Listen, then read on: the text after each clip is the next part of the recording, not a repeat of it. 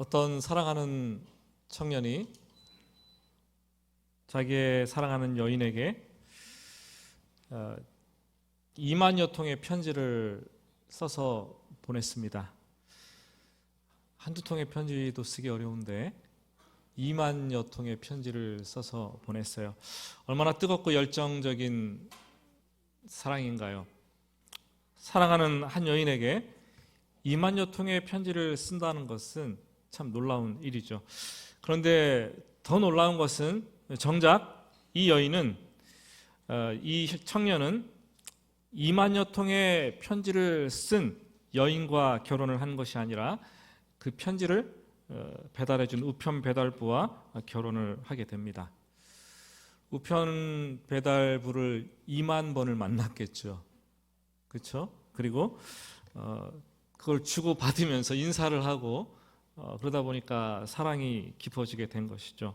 여러분, 멀리 있어서 사랑한다고 아무리 외쳐도 소용이 없어요. 지금 나와 함께 있는 사람이 진정으로 나를 사랑하는 사람이죠. 사랑하는 사람과 함께 있고 싶어지고 사랑하는 사람과 함께 있어지면 더욱더 사랑이 깊어지는 것이 당연한 이치입니다. 크리스마스, 성탄절은 하나님께서 우리를 사랑하셨는데 사랑하는 우리와 더 함께 있고 싶으셔서 친히 인간의 몸을 입고 이 땅에 오신 놀라운 사건이죠. 오늘 말씀은 그 예수님께서 오신 탄생 기사 이 얘기인데 마태가 기록을 했습니다. 마태가 예수님의 탄생을 보지 못했겠죠. 그런데 전적으로 성령의 의지에서 이 내용을 기록을 했을 것입니다.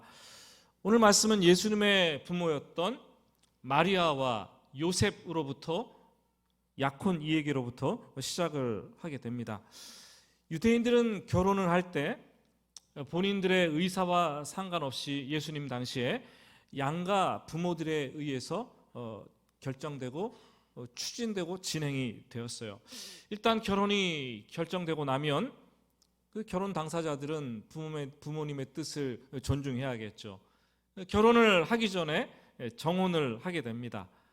정혼을 하게 되면 주변 사람으로부터 유대 공동체로부터 공식적인 부부로 인정을 받고 대접을 받게 되지요. 하지만 아직 결혼은 하지 않고 정혼만 했기 때문에 두 사람은 함께 살지 않습니다. 각자의 집에 떨어져서 1년간을 보내면서 결혼식 날을 손꼽아 기다리죠. 이 기간은 신랑도 그렇고 신부도 그렇고 서로에 대한 순결을 서약한 것을 신실하게 증명하는 기간이었어요. 만일 이 기간에 신부가 신부의 순결을 지키지 못하거나 또는 임신을 하게 되면 그 결혼은 완전히 무효로 돌아가는 거죠. 뿐만 아니라 신랑이 이 사실을 재판관에게 알리면 신부는 율법에 따라 돌에 맞고 죽임을 당할 수밖에 없는 형국이었죠. 그런데 신부가 1년 동안 신부의 순결을 잘 지켜내면은 신랑은 결혼식이 날이 되었을 때 장대한 결혼 행렬과 더불어 신부를 집으로 데리고 옵니다. 그리고 결혼식을 올리고 또 신랑의 집으로 데려가서 비로소 한 몸이 되고 공식적인 정식 부부로서의 삶을 시작하게 되는 거죠. 저는 18절 말씀을 평소에 많이 읽었지만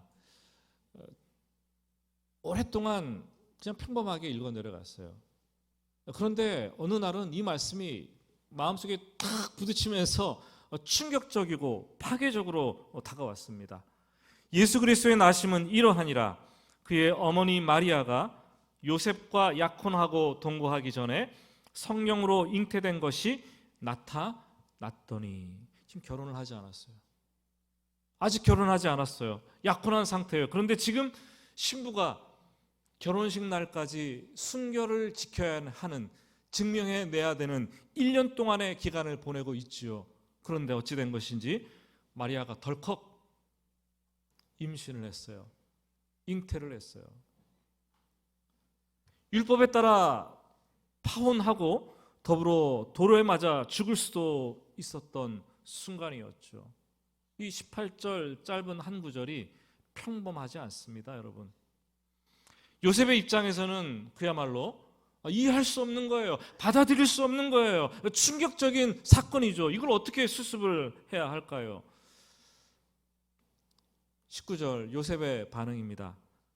그의 남편 요셉은 의로운 사람이라 그를 드러내지 아니하고 가만히 끊고자 하여.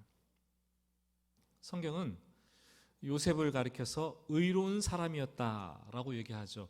이 말은 하나님과의 관계가 올바랐고 또 율법을, 하나님 말씀을 잘 지키는 사람이었다라는 것을 대변해 주고 있어요. 하지만 그래도 그렇지 요셉은 이 사건을 이해할 수 없었어요. 받아들일 수가 없었어요. 이 불명예스럽고 이 황당한 사건을 어떻게 처리할까요? 여러분 같으면 어떻게 처리하시겠습니까? 이것을 어찌 보면 이 요셉의 행동은 우리 신앙인들이 어떤 어려운 문제에 봉착하게 되었을 때 그 문제를 풀고 해결할 수 있는 기준이 되는 것 같아요. 먼저 요셉은 말씀을 보면은 그를 드러내지 않았습니다. 그를 드러내지 아니하고 가만히 끊고자 하여. 마리아가 결혼하기 전에 어떻게 된지 모르겠지만 임신한 그 사실을, 불명예스러운 사실을 드러내지 않겠다라고 결정을 한 거죠. 보통 사람들은요, 어떤 문제가 생기면 그게 나와 관계된 것이고 다른 사람의 흠이나 다른 사람의 불명예스러운 일이라면 그걸 적극적으로 드러내요. 사람들은 다 드러내서 그 사람에게 책임을 전가시키고 그것을 이슈화 해가지고 시끄럽게 하고 이래야지 다 끝을 내죠. 그래야 속이 시원하죠. 그런데 요셉은 누군가를, 아니 마리아를 불명예스럽고 수치스럽게 만드는 이 방식을 택하지 않기로 했어요. 드러내지 않기로 했어요. 두 번째 보면은 드러내지 않을 뿐만 아니라 가만히 끊고자 했다라고 얘기를 합니다. 가만히라는 단어가 또 들어오는 거예요. 가만히 있지 않을 수도 있었어요. 마리아의 수치와 불명예를 다 드러내고 가서 각자의 부모에게 알리고 유대 공동체에 공개적으로 공개를 해서 재판을 하고 율법에 따라 돌에 맞아 죽게 만들 수도 있었죠. 하지만 요셉은 가만히 있었어요. 여러분, 가만히 있는 게 왜 이렇게 어려운 거예요? 문제가 생겼을 때 뭔가를 드러내고 싶고 시끄럽게 만들고 싶고 가만히 있었어요. 그리고 가만히 끊고자 했어요. 조용히 은밀하게 이혼하고 마치겠다라는 결정이었겠죠. 여러분, 어떤 사람들은 문제가 발생했을 때 결정할 수 있는 선택지가 있으면 가만히 있기보다 그것을 즉각적으로 서둘러서 행동하는 경향이 있는 분들이 많이 있습니다. 그런데 요셉은 이 일이 너무나 중요한 일이었고 남의 수치와 불명예를 드러낼 수 있는 일이었고 이 태중의 생명과 관계된 일이었기 때문에 깊이 생각을 합니다. 그리고 밖으로 드러내지 않고 이해하려 하고 용서하려 하고 상대방을 배려하려고 합니다. 이게 의로운 사람의 모습이 아닐까요? 여러분, 2022년 올해 한 해 살면서 참 여러 가지 많은 일들을 여러분들이 경험하고 문제에 봉착했을 텐데 어떻게 문제를 해결해 오셨는가요? 의로운 사람처럼? 우리 그렇게 행동하면 좋겠다라는 생각이 듭니다. 그때 바로 주의 천사가 나타나서 이렇게 말을 하죠. 20절 말씀입니다. 20절은 같이 한번 읽어보겠습니다. 이 일을 생각할 때에 주의 사자가 현몽하여 이르되 다윗의 자손 요셉아 내 아내 마리아 데려오기를 무서워하지 말라. 그에게 잉태된 자는 성령으로 된 것이라. 아니 자기와 결혼을 앞둔 처녀가 임신했다는 것도 황당한데, 아니 애써서 마음을 추스리고 조용히 그냥 가만히 있으면서 끊으려고 하는 것도 너무나 힘든데 성령께서 나타나셔서, 천사가 나타나서 수태고지를 하는데 남녀가 관계하지 않고 성령께서, 성령의 능력으로 그 아들이 잉태된 것이다 말을 하는 거예요. 여러분, 이 말이 믿어질까요? 아무리 하나님의 능력이라도 그렇지, 어떻게 지구 역사상 남자가 여자와 관계를 맺지 않고 이 저절로 아이가 생길 수 있다는 말인가? 요셉은 혼란스럽고 황당했을 것입니다. 이것을 어떻게 받아들여야 되나? 선택지가 여러 개 생긴 거죠. 하나는 율법에 따라 처단할 수 있고, 요셉은 의로운 사람이었기 때문에 가만히 그냥 끊는 방법도 있을 수 있고, 세 번째 선택지는 성령의 능력으로 잉태되었다는 사실을 그대로 믿고 이 마리아를 데려와서 아내로 삼고 같이 사는 것이었죠.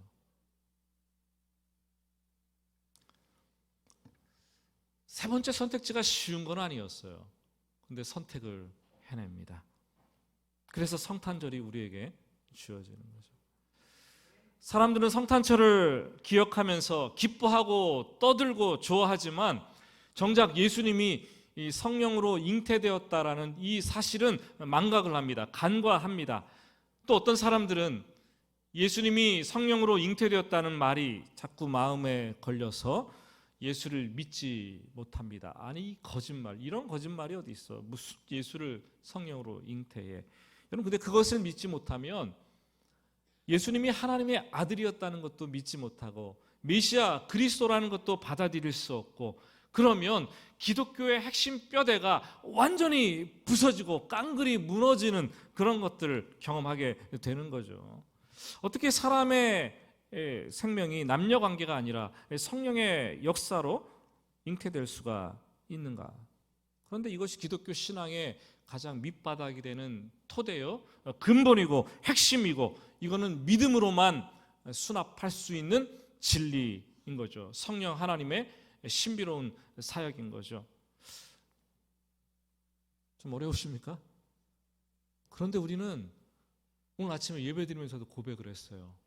사도신경을 매일같이 주일마다 고백을 합니다. 전능하사 천지를 만드신 하나님 아버지를 내가 믿사오며 그 외아들 우리 주 예수 그리스도를 믿사오니 이는 어떻게 태어났어요?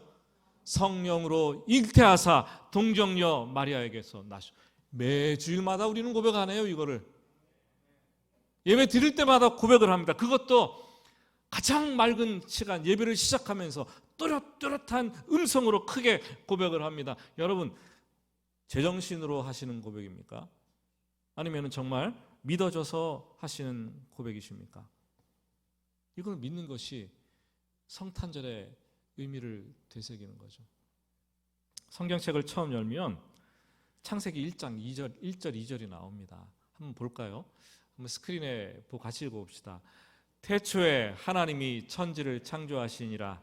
땅이 혼돈하고 공허하며 흑암이 깊음 위에 있고 하나님의 영은 수면 위에 운행하시니라. 여기서 말하는 하나님의 영이 바로 성령님 아닙니까? 성령님.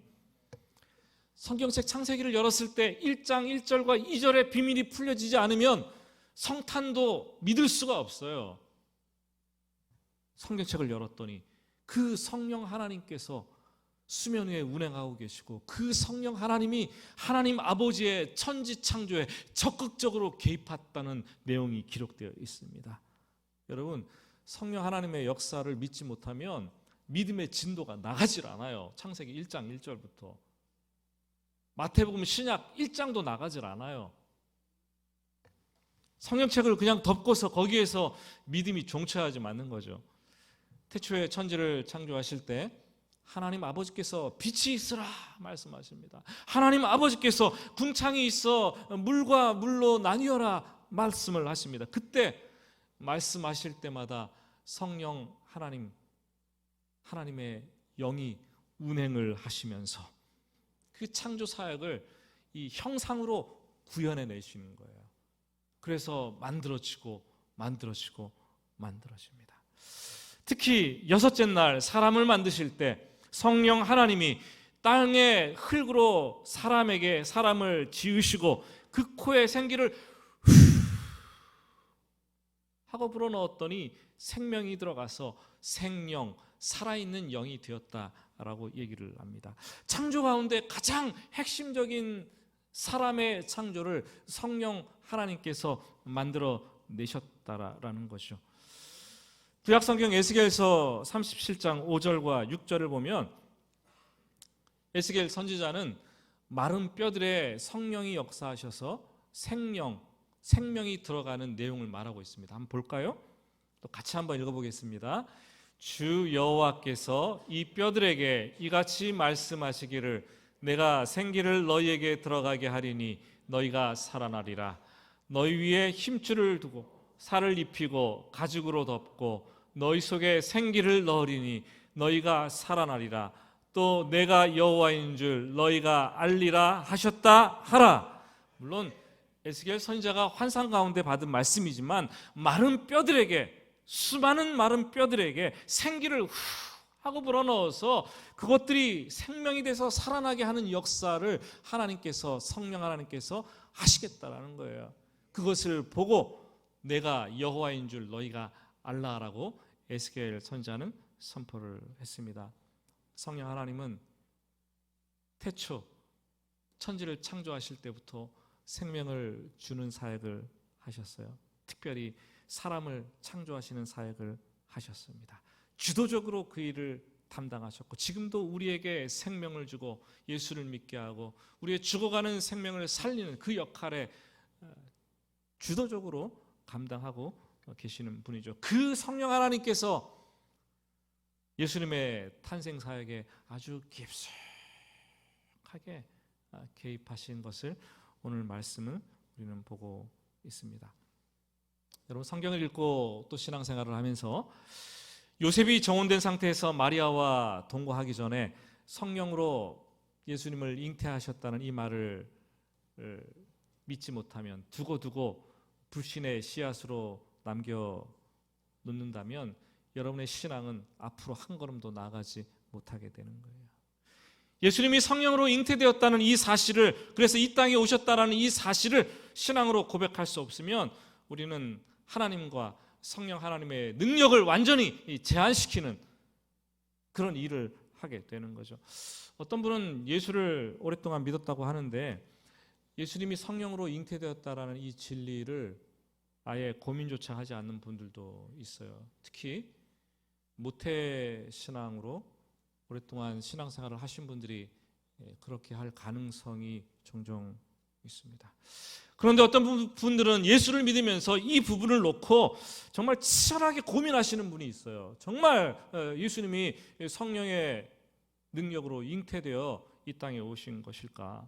여러분, 우리는 정직하게 여러분의 신앙이 어떤 수준에 이르렀는지 질문을 던져야 돼요. 그리고 성령 하나님의 사역을 내가 믿고 있는가?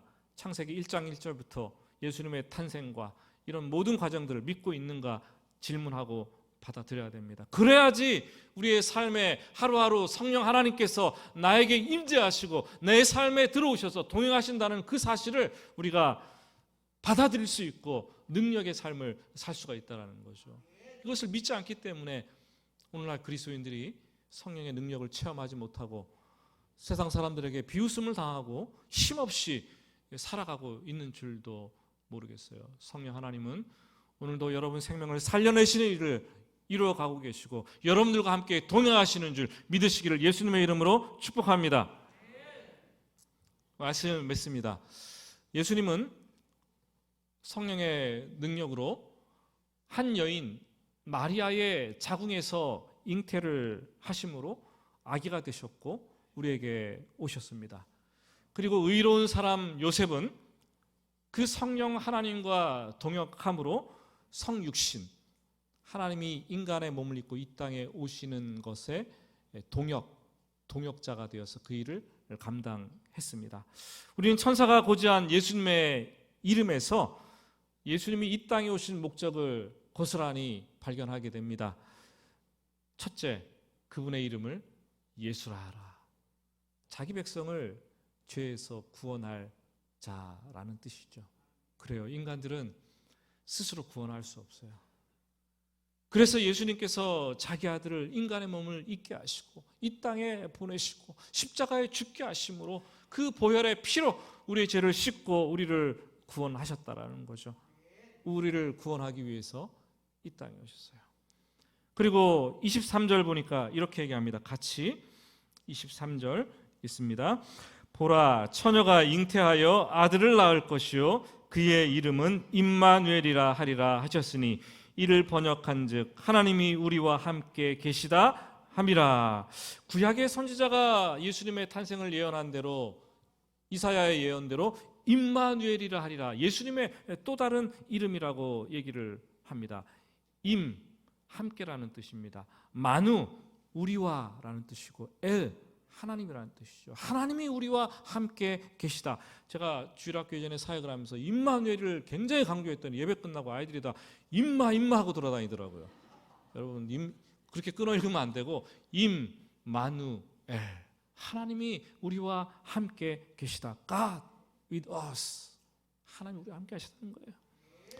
여러분, 그러므로 성탄절은요, 예수님께서 우리를 죄로부터 구원하시기 위해서 오신 날이고, 예수님께서 우리와 영원히 임마누엘로 함께 하시기 위해서 오신 날이 성탄절이죠. 그 성탄절이 얼마나 기쁜 날입니까?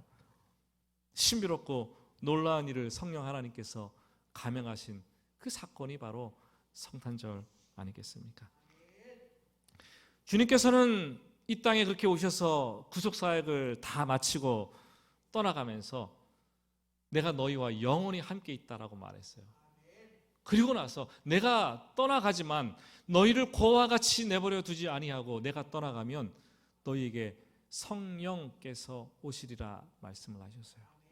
오순절 마가다락방에 성도들이 기도할 때 성령이 물붓듯이 하늘에서 쏟아져 내렸습니다. 지금은 성령 시대예요. 성령께서 우리와 함께 계시는 거죠. 예수님은 이 땅에 오신, 인간의 몸을 입고 오신 하나님이라면 성령님은 하나님의 영이 우리와 함께 하시는 거죠. 지금 우리는 성령 하나님과 함께 동행하는 삶을 살아가고 있고, 그분이 곧 하나님 아버지요, 그분이 곧 성자 예수님이신 거죠. 성령 하나님은 우리에게 일생 동안 붙여준 하나님의 동행하심입니다. 2022년 딱 일주일 남았어요. 얼마나 고단한 일이 많았어요. 사망의 음침한 골짜기를 걸어가는 듯한 순간들도 얼마나 많았습니까? 그러나 주님께서 우리와 함께 계신다라는 그 믿음 가지고 우린 여기까지 왔어요. 남은 한 주간도 그렇게 살아내고 다가오는 23년도도 그런 믿음 가지고 살아내게 되기를 주님의 이름으로 축복합니다. 우리 같이 기도하겠습니다. 기도할 때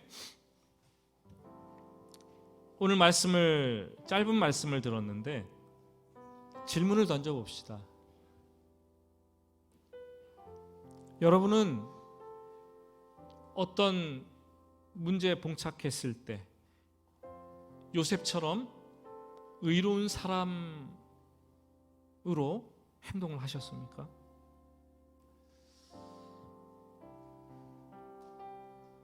여러분은 예수 믿으면서 예수님이 성령으로 잉태되었다는 사실을 믿음으로 수납하십니까?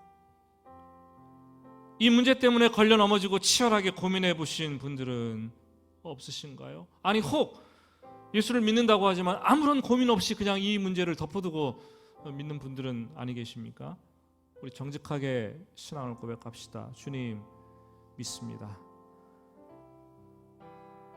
나를 죄로부터 구원하시기 위해서 오셨고 나와 영원히 함께 하시기 위해서 오셨다는 사실을 믿습니다. 오늘 하루하루도 그렇게 믿음 가지고 하나님의 임재를 누리며 담대하게 동행하며 살아가겠습니다. 이런 기도를 하나님 앞에 간절히 올려드립시다. 같이 기도하겠습니다. 하나님 아버지, 간절히 기도합니다. 오늘도 예수 그리스도의 성탄 성육신을 아버지 하나님 대하면서 이 믿음 우리에게 있는가 점검을 합니다.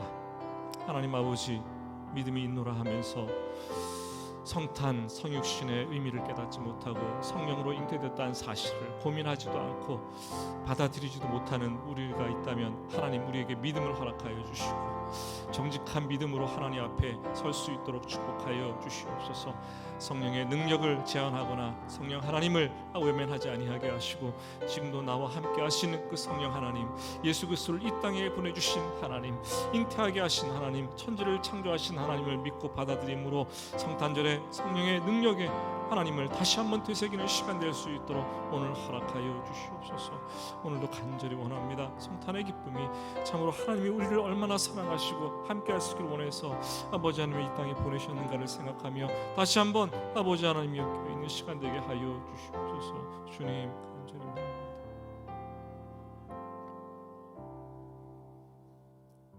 하나님 아버지, 성탄의 기쁨을 성령 하나님과 더불어 체험하고 맛보는 성탄절 될 수 있도록 인도하여 주시옵소서. 예수님의 이름으로 기도드립니다. 아멘.